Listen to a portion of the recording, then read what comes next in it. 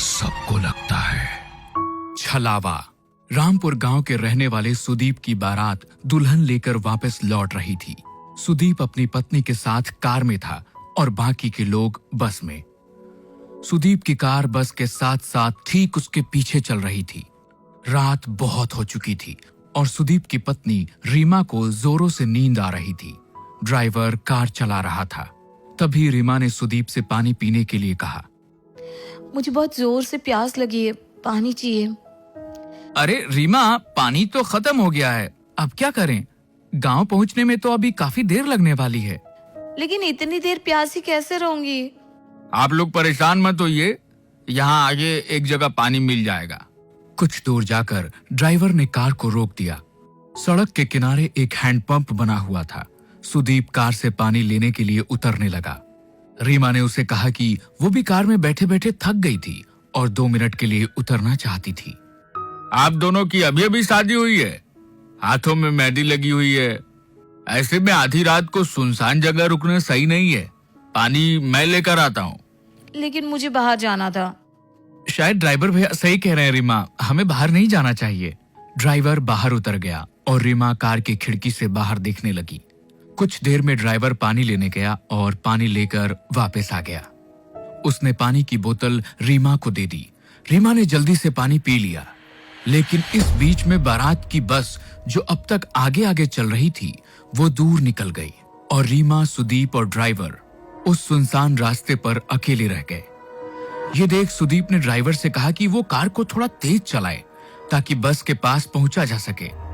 Driver ने सुदीप की बात को मानते हुए कार को तेज चलाना शुरू कर दिया। लेकिन काफी देर के बाद भी कार बस तक नहीं पहुंच पाई। भैया 1 घंटा हो गया लेकिन अभी तक कहीं बस नजर नहीं आ रही है। इतनी दूर तो नहीं निकली थी, आखिर हो क्या रहा है? तभी रीमा की नजर सड़क के किनारे एक हैंडपंप पे पड़ी। उसने देखा कि ये वही हैंडपंप था जो कुछ देर पहले रास्ते में आया था और जहां से उन लोगों ने पानी लिया था, क्योंकि उस हैंडपंप का भी हैंडल टूटा हुआ था। ड्राइवर भैया, अब गलती से कार वहीं लेकर आ गए हैं। हाँ, मुझे भी ऐसा ही लग रहा है, लेकिन ये सब हो क्या रहा है? वो देखिए, हैंडपंप के पास कोई है, उससे पूछ लेते हैं। सुदीप, रीमा और ड्राइवर ने देखा कि एक बूढ़ा आदमी हैंडपंप से पानी भर रहा था। आप हमें यहाँ से रामपुर जाने का रास्ता बता सकते हैं? रामपुर तो 2 किलोमीटर पीछे छूट गया, तुम लोग वापस जाओ। नहीं, ऐसा नहीं हो सकता, हम वहीं से आ रहे हैं, वहाँ रामपुर गांव नहीं है। भाग जाओ यहाँ से, ये रास्ता बहुत खतरनाक है। यहाँ एक छलावा घूमता है, अगर तुम उसके चक्कर में फंस गए तो कभी यहाँ से बाहर नहीं जा पाओगे। ये सुनते ही ड्राइवर, सुदीप और रीमा बुरी तरह से डर गए। सुदीप वहां से कार लेकर निकला, लेकिन काफी देर हो गई और वो लोग उसी रास्ते पर घूमते रहे। अब उनको समझ आ गया था कि वो छलावे में फंस चुके थे। तभी रीमा ने धीरे से सुदीप के कान में कहा, किसी भी बहाने से हमें इस ड्राइवर को कार से उतारना होगा और कार तुम्हें चलानी होगी। लेकिन ऐसा क्यों? क्योंकि ये ड्राइवर ही कार से बाहर उतरा था और उसी वक्त छलावे ने इसे पकड़ लिया होगा।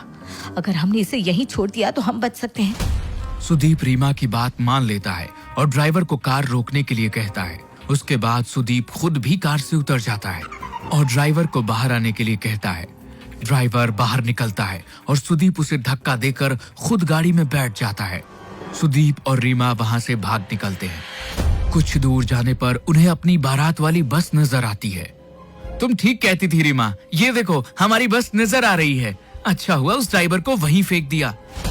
बिल्कुल ठीक कहते हो तुम। अब हमें ये कार छोड़कर सब लोगों के साथ बस में बैठ जाना चाहिए। सुदीप कार को बस के आगे रोक देता है और वे दोनों अपने घर वालों के साथ बस में बैठ जाते हैं। बस आगे बढ़ने लगती है। थोड़ी देर बाद सुदीप की नजर बाहर हैंडपंप पर पड़ती है। ये वही हैंडपंप था जिसके पास से वो पहले 2 बार गुजर चुके थे। अब सुदीप को समझ नहीं आ रहा था कि ड्राइवर तो वहीं रह गया, फिर आखिर ये छलावा उसे अब भी क्यों हो रहा था? सुदीप ने ये बात अपने रिश्तेदारों को बताई।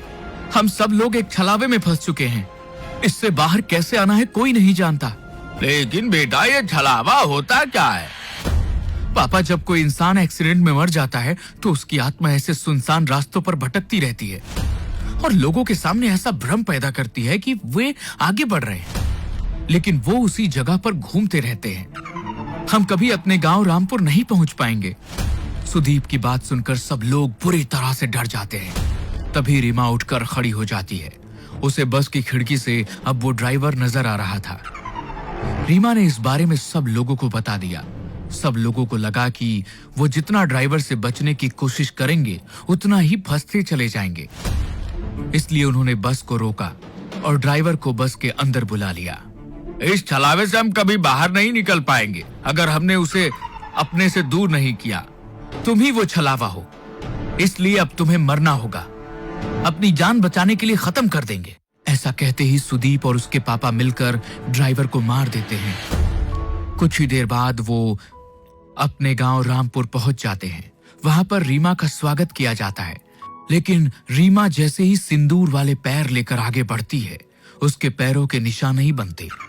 ये देखकर सब हैरान रह जाते हैं। बहू के पैरों के निशान क्यों नहीं बन रहे? इसका मतलब हमारी बहू के ऊपर कोई बुरी आत्मा का साया है। अब क्या करें?